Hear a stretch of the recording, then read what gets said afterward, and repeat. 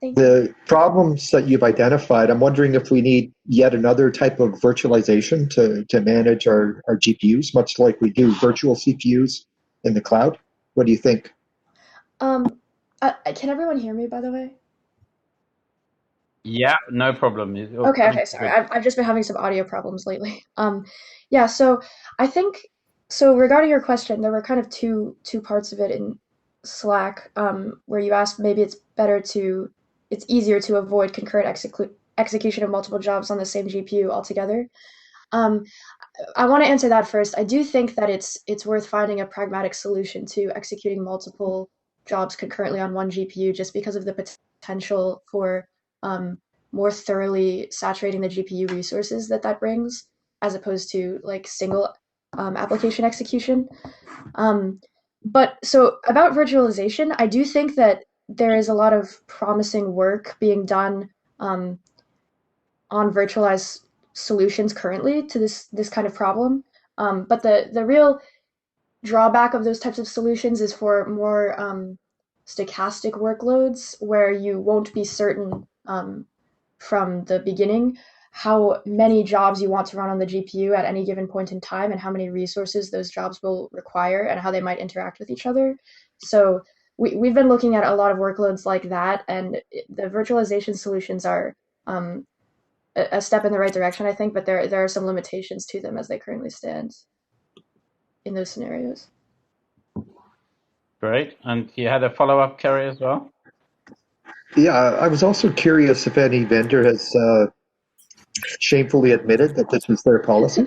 Not that we know of.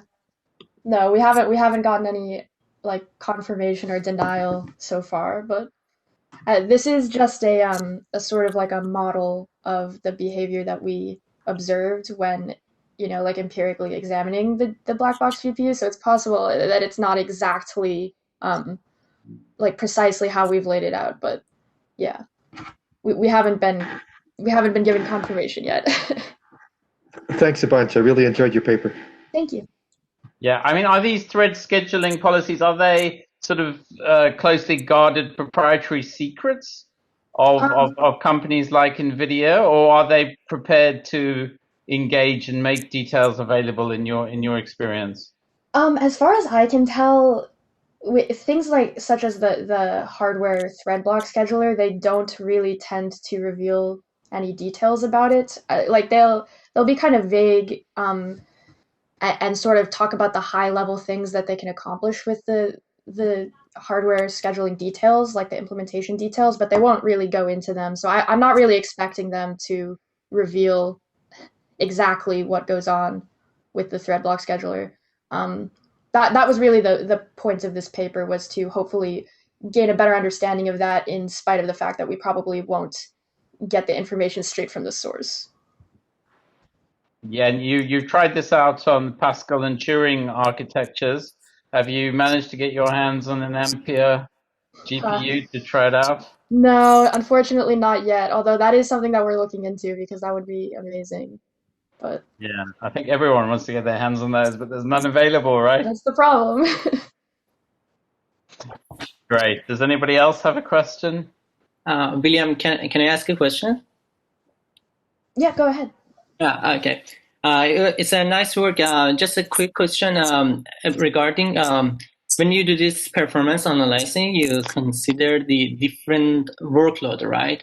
Mhm. For example, CPU intensive, memory intensive. I was when I see the different policy, what it comes to my mind is that more than the how the workload is, that it depends that how blocks are different. So are, for example, this kernel, how homogeneous is this kernel, for example?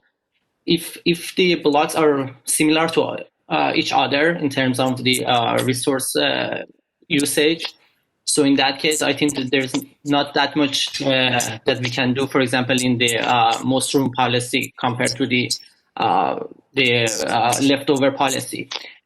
So did you consider the, for example, homogeneity in the blocks? For example, if the kernel has like 10 blocks and 2 of them use a huge amount of resources, but like 8 of them use a small amount of registers. So in that case, how would be the differences between these analysis?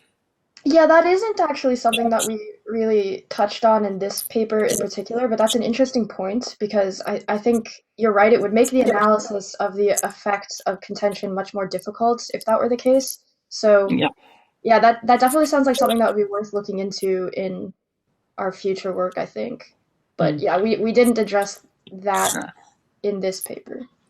Just one more follow-up question. What can you tell me what were your benchmarks for these four cases?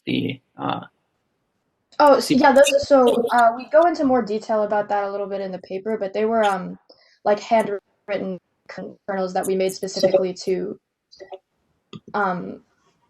utilize the types of resources that we were interested in examining the contention, the impact of the contention for those resources.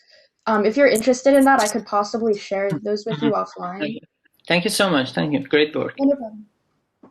Right. Thank you, Guin. Very interesting work. Let's move on to our final